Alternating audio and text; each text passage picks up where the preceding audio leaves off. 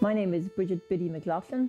I'm a folk artist, storyteller and writer, and this is my home where I've lived for 20 years.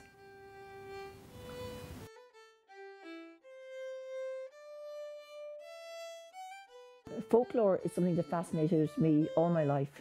I grew up in the country, in the North County Dublin, the ward, and my dad is from Donegal and my mum is from Waterford. And my dad was sold farm machinery for years, but all his generations come from Ursman and Donegal, all fantastic storytellers. Storytelling comes out of poverty, really, and it's the poverty that fascinates me. Out of poverty, you get resilience, you get ingenuity, survival tactics, humour, and the lore that happens after it.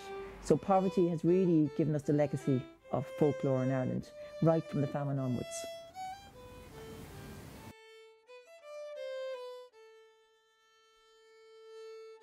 My passion is folklore in the past, the instruments people used in cooking. I'm a big cook, mad into cooking.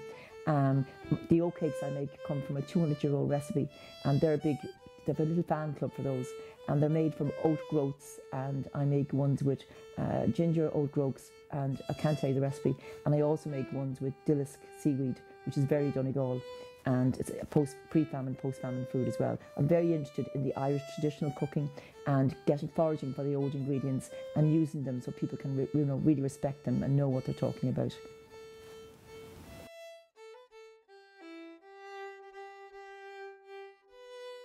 The style of painting I do is folk art, but it's called naive or primitive painting. My style, I think, hopefully in a humble way, is quite different than anybody else's. It's Biddy's kind of paintings. You recognise them from the figures. A lot of them are wearing iron jumpers, they're on stormy seas.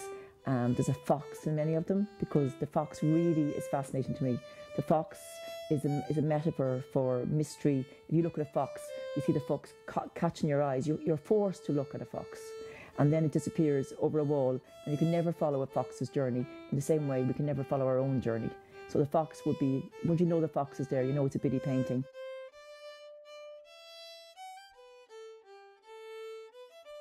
I love drawing the fishermen, because I'm in the rowing club in Dalkey.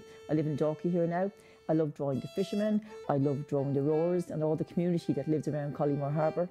I love all the family. It's a family that lives in Collymore Harbour, an extra family. So I'm a very lucky woman to have a family, a very unusual family tree with my own bloodlines and then the added ones of friends.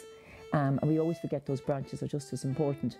So they inspire me to paint all the different little scenes from the harbour.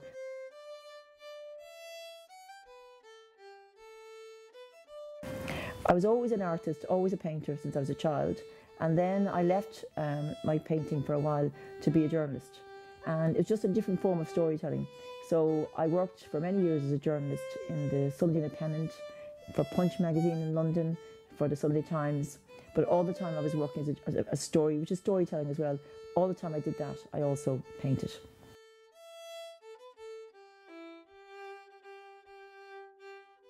My favourite piece is probably this one here, which is the Snow Wedding. And the Snow Wedding has Skellig Michael behind it. And Skellig Michael is a very rocky surface from County Kerry. The older people are leaving the younger people behind on a horse. And Skellig Michael is ominous in the background, because I've had quite a lot of darkness in my life. Even though I'm a very happy person, I've had huge tragedy in my life. And even before, the tragedy was there when Skellig Michael was there. But it's really to remind us that in all our lives, no matter how beautiful and how precious they are, tragedy does infiltrate sometimes and filter in. And Skellig Michael is the reality, dark part of life, which exists whether we like it or not. But that said, the rest is quite joyful, and most people find the paintings very humorous.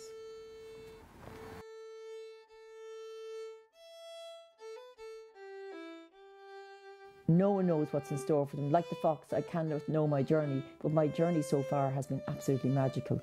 Terrible tragedy, but magic all the way. And the people I've lost are with me every day, in heart and spirit. My journey, I never plan anything. I just live for this moment now. The moment I have now is with you lovely girls here, and my son here, Johnny, by the fire. And that is as far as I go. I don't even plan the evening time. I just love every moment. And whatever happens will happen. And anything that hits me again in tragedy, I'll deal with it. Anything that hits me again in joy, I'll embrace it. And so I'm a very lucky woman. So I'm very happy.